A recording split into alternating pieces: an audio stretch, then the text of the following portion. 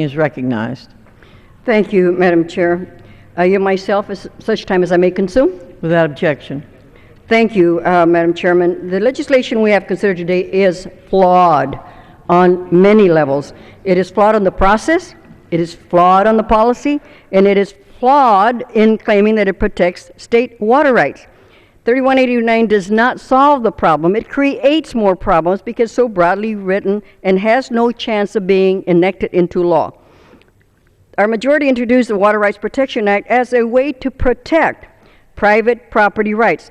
It is not about protecting private property rights. It is not protect states' water rights. It goes into the opposite direction and creating a new, I must stress, a new federal definition of a water right, which we have not had a hearing on to that particular point. Water rights have, for more than 4 centuries of American law, been defined as a matter of state law. If the majority is really concerned about federal outreach, creating a sweeping new federal definition of water right without even a single hearing on the federal definition of a water right is not the best choice.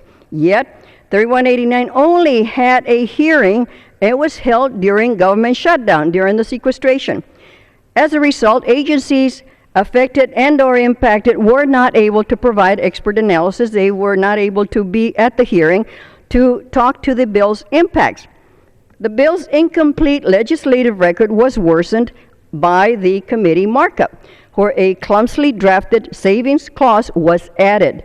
This only added to the confusion to the purpose of the bill, which I am understanding now it makes it a broader bill addressing some of the issues that have stated by my colleague, Madam Chair, that it is overreached by Obama administration and in negating the rights, the water rights.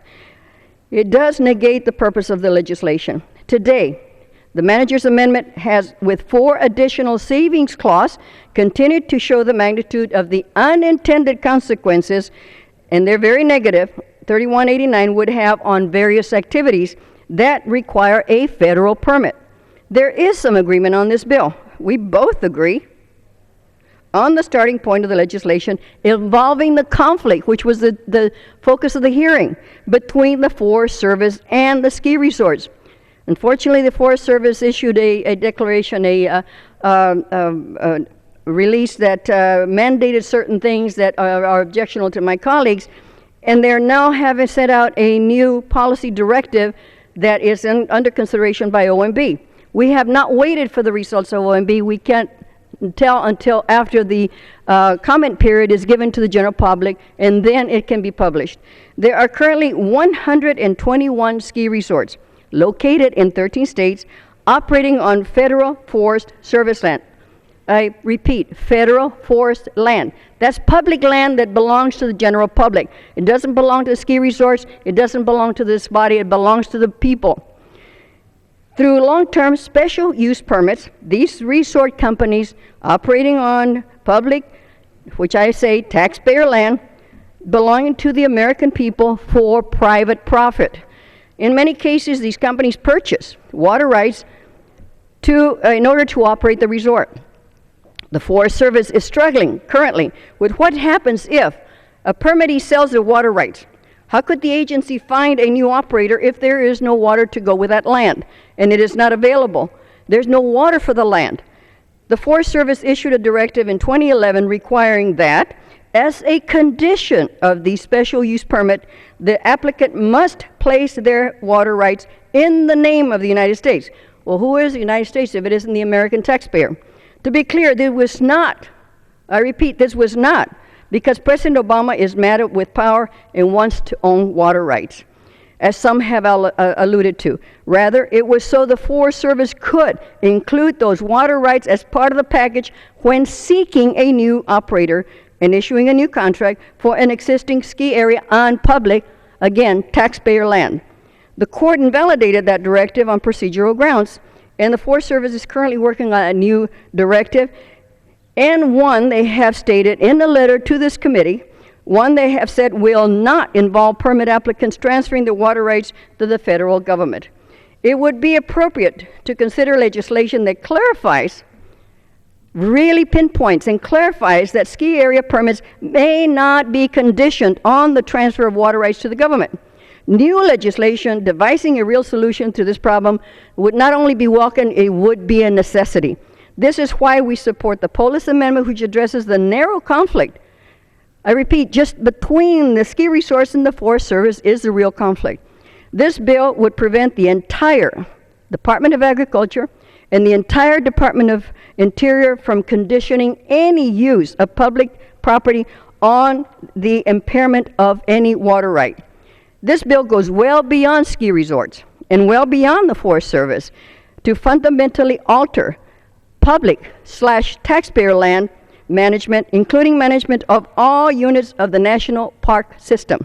If this bill were to become law, get this, grazing permits could no longer require that some water be left in the stream for the WEM to water the cattle. Bypass flows would be severely impacted. Any and all uses of public lands which would touch on water would be affected. Without the ability to condition permits or authorizations on reasonable protections for water-dependent resources such as habitat, timber, recreation, agencies will not be able to comply with the conservation and multiple use mandates required currently by law. The bill is so broad and so irresponsible that if it were to be enacted, it would mean the very end of the public lands activities it is supposed to protect, because those activities could no longer be managed responsibly. Congress should get out of the way, respect states' rights, and allow the Forest Service to issue their new directive, which is not taking of anyone's property, rather is placing responsible conditions on a permit, allowing private companies to profit from their use of public/taxpayer lands.